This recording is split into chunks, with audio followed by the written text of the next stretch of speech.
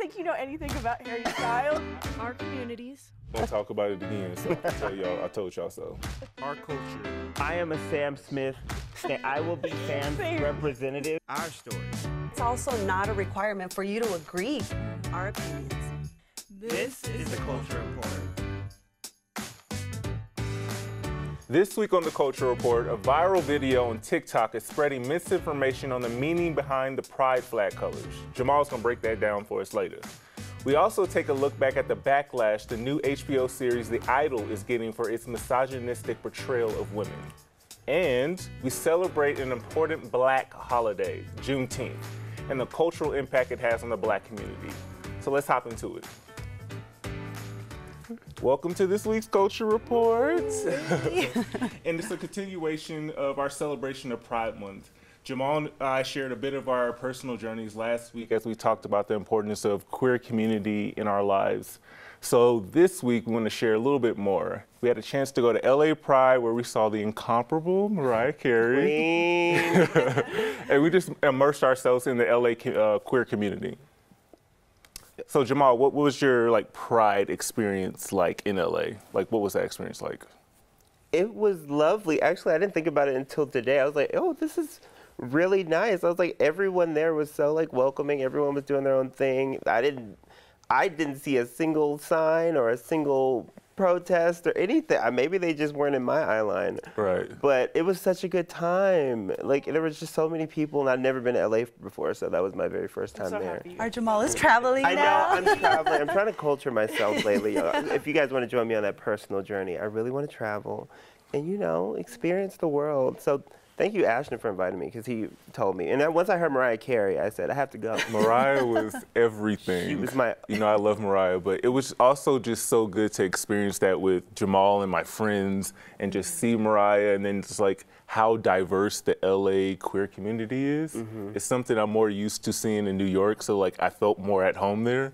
So put some thoughts in my head, but yeah, I just felt at home. It was such a great time. I loved it. I was singing my heart out. Mariah looked beautiful. She was singing down. The crowd was on. The mic was on. The mic was on. And I was singing so loud, I thought my mic was on. Yeah, this was for me a redo of a couple years ago when I didn't have the best Pride. So this was a Pride that I got to redo and celebrate with my friends and some of my closest friends from New York. So it was amazing. Love it. Yeah. I love it. Oh, well, I'm glad you guys are back. Y'all need to come with us next time. I know, we should. I know. Much fun. I regret it, but it's okay. So next stop is New York for me. So keep up. Keep up. I'm gonna let y'all know how it goes. A small protest in Los Angeles turned into a violent brawl that ended with 3 people being arrested after school board members of Glendale Unified School District voted unanimously to recognize June as Pride Month. Anti-LGBTQ protesters, some of which were parents, arrived during the meeting wearing T-shirts that said, "Leave our kids alone." But majority of the parents who spoke during the public meeting supported and thanked the board for being inclusive.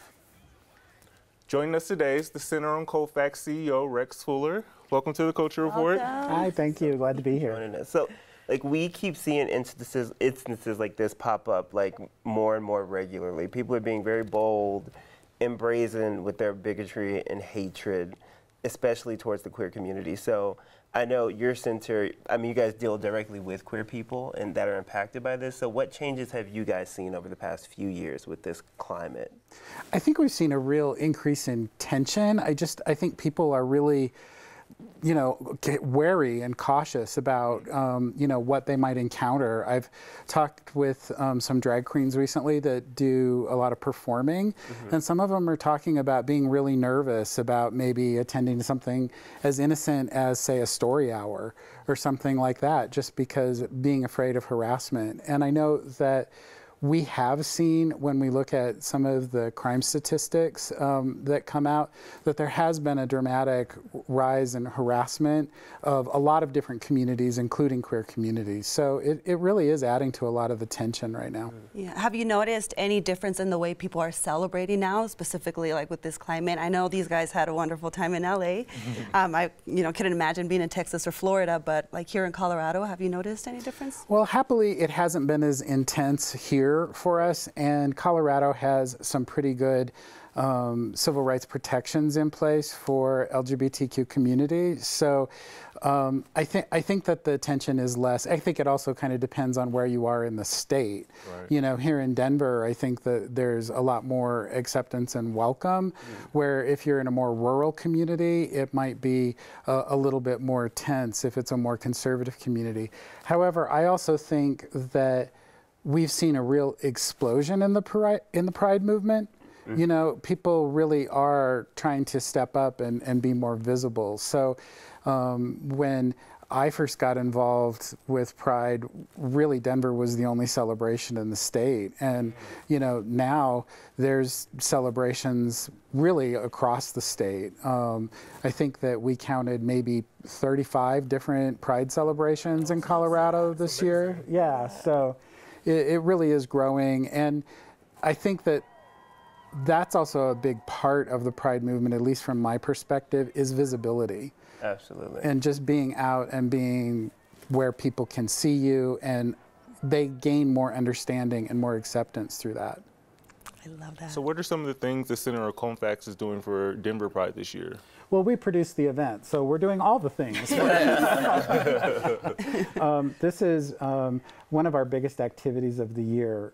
We are anticipating probably 500,000 people to be there over 2 days, plus the parade will probably be between 100 and 150,000 people watching it. Wow. Last year we had, I want to say, 235 or so entries in the parade, and we had 14,000 people marching in it. This year we've got 275 entries. Wow. So it's going to be a really big parade. We've also got the Pride 5K, which kicks off on Saturday, and that I know will be our biggest ever at 3,000 runners. So it's a big event.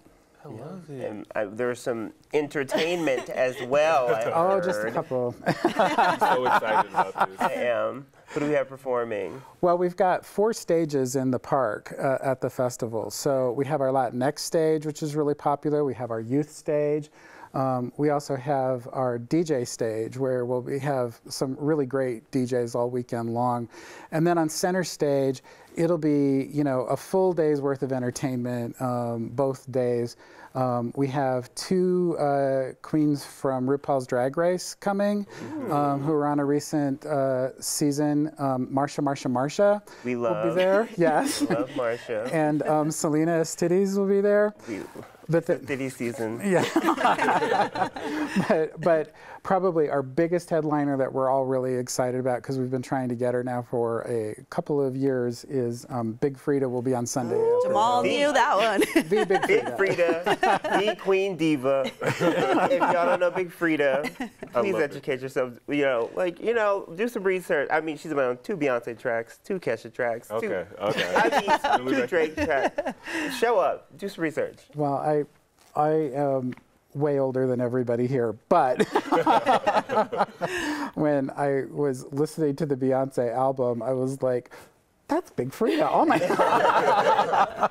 So I'm really excited to have her come. So excited to be there. Right. Y'all better go. Y'all will be 1 degree of separation from Beyonce. So please show up, show out. Thank you so much for joining us. Thank you so much. Where can people find some of your resources? Where can they go to? Like your website? Sure. Well, Denver Pride Fest is a benefit for the Center on Colfax, which is Denver's LGBTQ community center. So because of Denver Pride, it helps support year-round programming serving the LGBTQ community. So we have programs for youth, young adults. We have programs for the trans community. We provide workplace training. We also have older adult programming and a lot of like historical and cultural programming all year round. So if you go to lgbtqcolorado.org, you'll really see a pretty full schedule there. And then if you want to learn more about what's happening at Denver Pride, denverpride.org is the place to go. Wonderful. Oh, thanks so Thank much. you so much for joining us. Governor Polis signed a bill that allows schools to offer behavioral health assessments, just like they do hearing and eye exams. Students from 6th to 12th grade will be screened and referred to a therapist if needed. Parents can opt out, but if a student is over the age of 12 and wants to, they can opt back in without the parent's approval.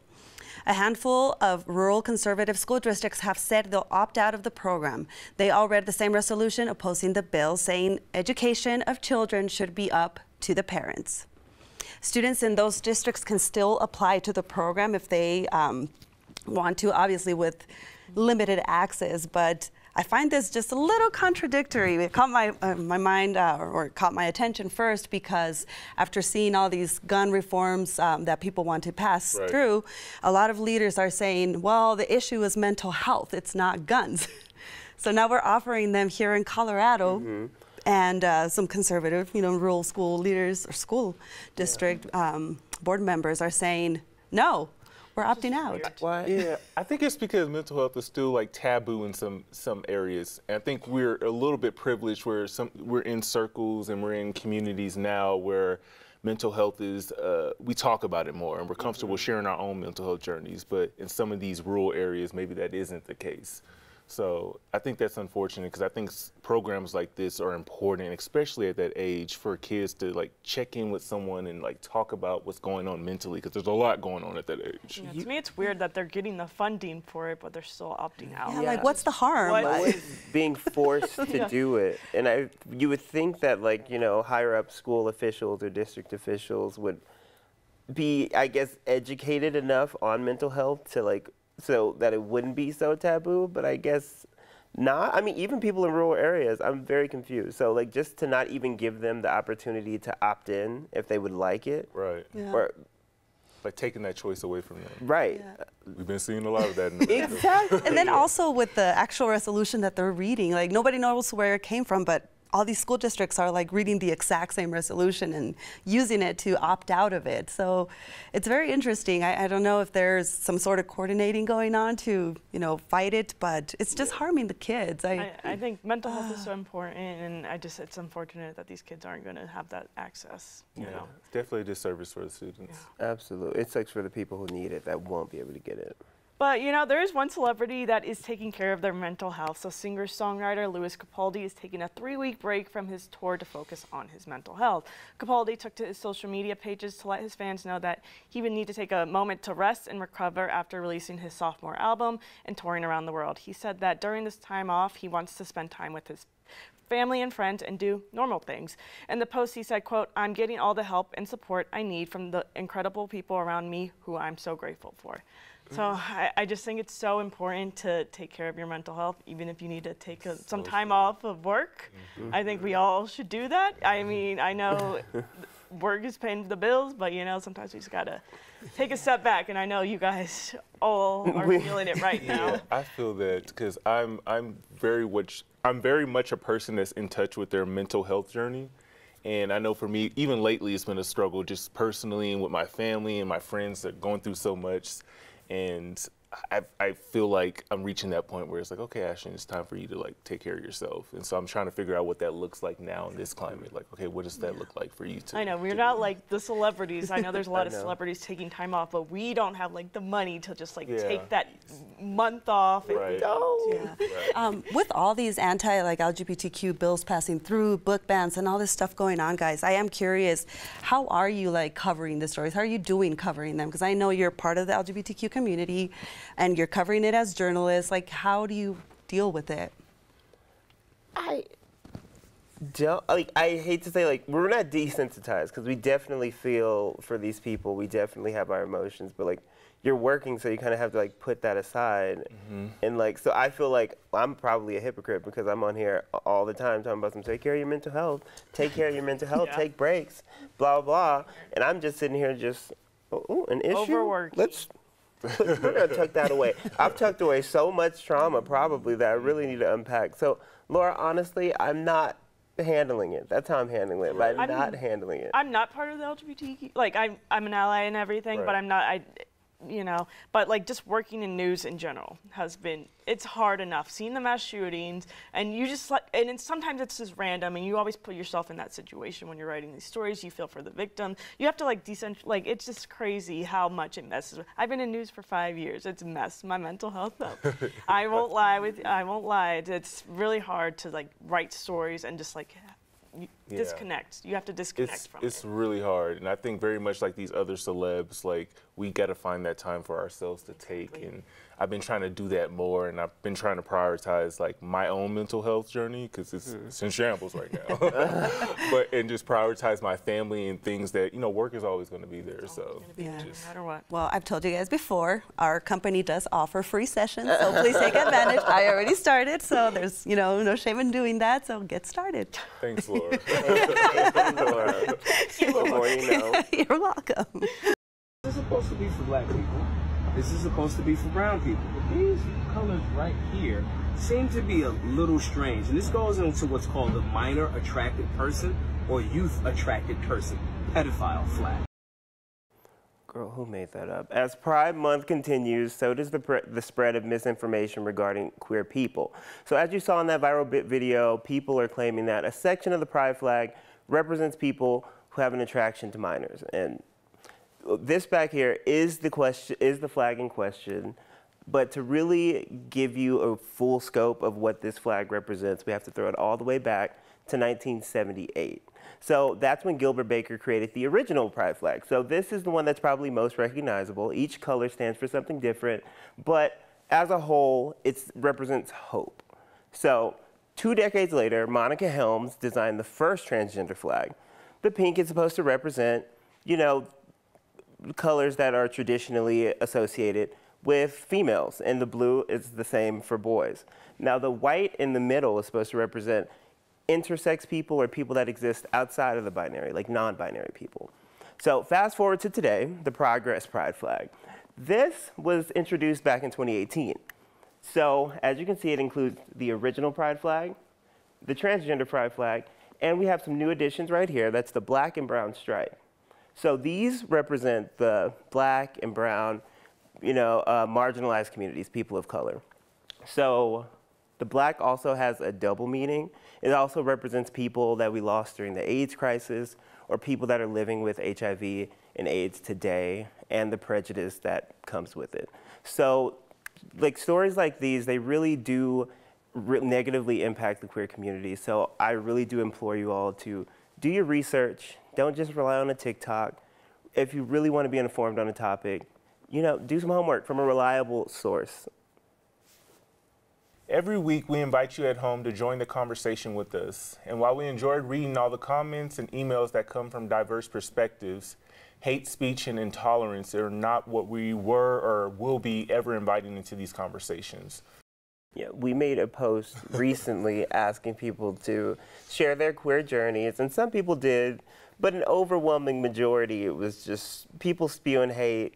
So much hate. It's disheartening to see that. I mean, you don't know who it's going to impact, and somebody, you know, can, I don't know, go to suicide if something really mean, or if you just continuously see nothing but mean messages.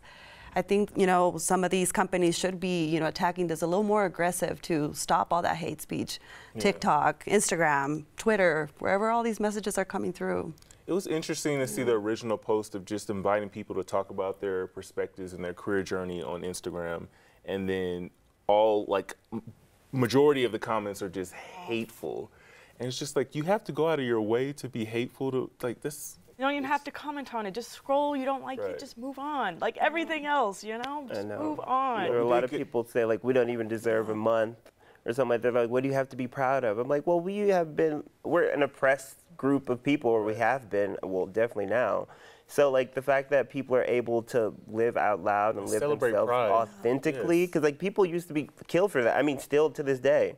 So, of course, yes, that's something to be proud of, that you can be yourself, live authentically, and yeah, I'm gonna celebrate. Yeah, and that email we got from the viewer, like, that was also bothered by these comments, I think was really special for me, because it shows that there are people out there who are trying to shine a light within our community against the hate that we're always receiving. Mm-hmm. And so shout out to that person for emailing us and just letting us know that, you know, they see it. Somebody did make a comment about veterans not getting an entire month. And I know, Ashton, this one hits different because you're a veteran, right? As a veteran, I don't care. We got Memorial Day. We have all these days of recognition. Days. Pride is like that's a different battle. Like, if you want to go battle that's separate. Like, right now is Pride Month, so, like, let's not take away from that. just like we don't take away from AAPI month or Black History Month. Like we have, you know, there's room for everybody. I love There's room for everybody.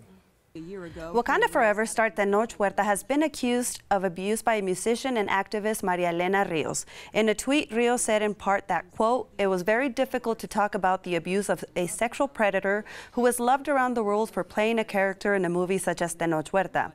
Huerta denied the accusations and said on his Twitter account that he hired a legal team to protect his reputation from what he says are irresponsible and false accusations. Mexican actress Fernanda Toschi has also come forward and said in a tweet that she also had a bad experience with Huerta 7 years ago. That's awful.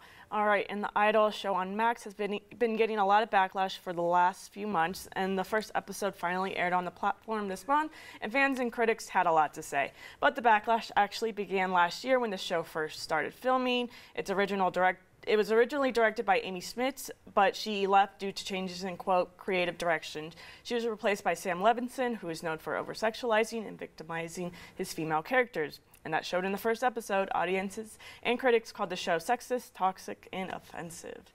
So, Did you agree with that? I know you watched. I did. The first I agree episode. with all the things. Obviously, you saw all the headlines there. Like, the show is very. I mean, he should just stop making shows on the women perspective in general. Yeah, that's why it's really important to have women in the writer's room. When you're, or any group of people that you're talking about or creating a story about, it's important to have them represented fully in the writer's room, because then you get these inauthentic or these disgusting portrayals. Disgusting. And I haven't watched it, but what I've seen is just very disturbing. Like some of the scenes that Sam wrote for this show were very misogynistic, and it was just horrible. I won't repeat what was happening, like what happened in the first episode, but they said something. I was like, a woman would never say that. Ever. And it was a lie, and I was like, why did the actors feel okay to even say this? They should have stepped up, I feel like, too. Sometimes you also probably don't, like, when you're getting a break like that, some of these people aren't as well known in film, some are. So, but it's also like, do you feel comfortable enough to speak out against, like, whoever wrote that role? You know what I mean? I know. It's just like, why would you, like, it's just it was just an awful line. I was like, very dark. I don't know what woman would ever say that. Yeah.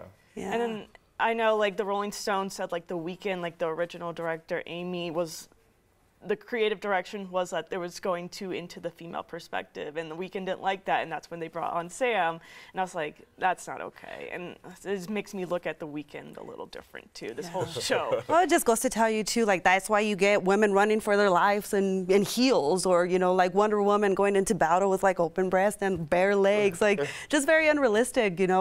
That's why it's important to have them in the room, as you said, Ashton, so it's genuine, so it's, you know, from their perspective, from, you know, that gender. Not to say that men can't, but maybe you should investigate a little bit more, not just what you think women should do and react. Well, I think he's also had a reputation of his, like, writing, like, very misogynistic portrayals, as we've seen in Euphoria, and some of those actresses have came out and said how.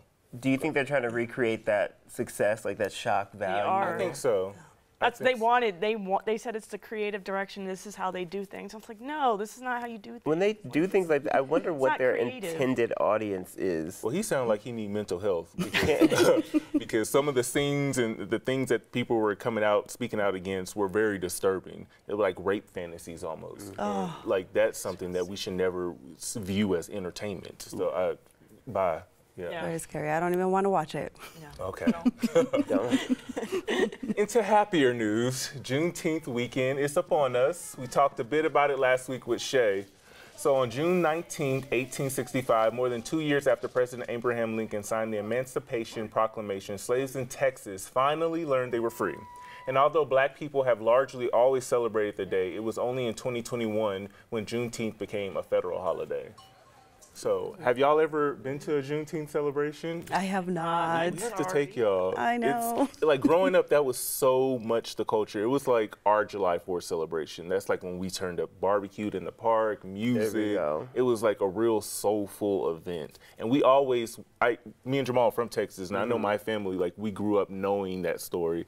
But I know, like, as I moved around the States, there was a lot of people that didn't know anything about Juneteenth. I had no clue. Yeah. I'm from Florida. I learned about it a few years ago. So, Yeah. Yeah, and Shay did mention it's like one of the biggest celebrations here in Denver, right? Right. So yeah, definitely want to check it out if you guys haven't taken us. I want to. I have never been to like a big celebration. It's all been like backyard cookouts, family, friends, that type of thing. So this one this year will be my first like big Juneteenth event. I'm really excited. Love that. Well, let's hop into this week's good news. History was made at this year's Tony Awards for the first time ever. Not just one, but two non-binary people have won Tony Awards. Alex Noel won Best Performance by an actor in a feature role in a musical for their performance in Shucked. And Jay Harrison Gee won Best Performance by an actor in a leading role in a musical for their performance in Some Like It Hot. We say it's about time because representation really does matter. All right, it's official. The Denver Nuggets secured their franchise first NBA title on Monday night. The Nuggets defeated the Miami Heat 94-89 in Game 5 of the Finals on their home court at Ball Arena. A huge congrats to the team and a personal thank you from me for a great season. President Biden marked Pride Month with a celebration at the White House last week. He said protecting the rights of the LGBTQ plus citizens is a top priority. The celebration coincides with a number of actions the administration is taking to protect the LGBTQ community, including helping youth with mental health resources, homelessness, and counter book bans. And Tyler Perry did the thing. That's my remix. Tyler Perry just acquired BET and VH1 from Paramount. We love that. This is the first time in 21 years that BET, Black Entertainment Television, has actually been owned by a black person. And it's the first time ever for VH1. And I can't express how excited I am, so I'm going to just let my homegirl, Kiki, do the talking. Go ahead, girl. Tyler gagged all of you. Period. First African American to own 2 networks. Bottom like that. No, I said say anything to me. Don't say anything to me. I want to be your best friend. Seriously, I love that. Oh. She's so great. She's my best friend in my head. Yeah. Yes. Absolutely. But I didn't know that BET was never owned by a black owner. It was, but it's been a long time since. Wow. Yes. That's crazy. Yeah. Making moves, I love it. I'm really excited to see what they do, what Tyler does with BET, because that makes me so excited. He came from nothing, and he's just creating that generational wealth. It's so amazing to see. I love it, I love it, I love it. All right. All right, so thank you guys so much for joining this Culture Report. We'll be back to continue the conversation next Thursday right here on 9 News Plus and 9news.com.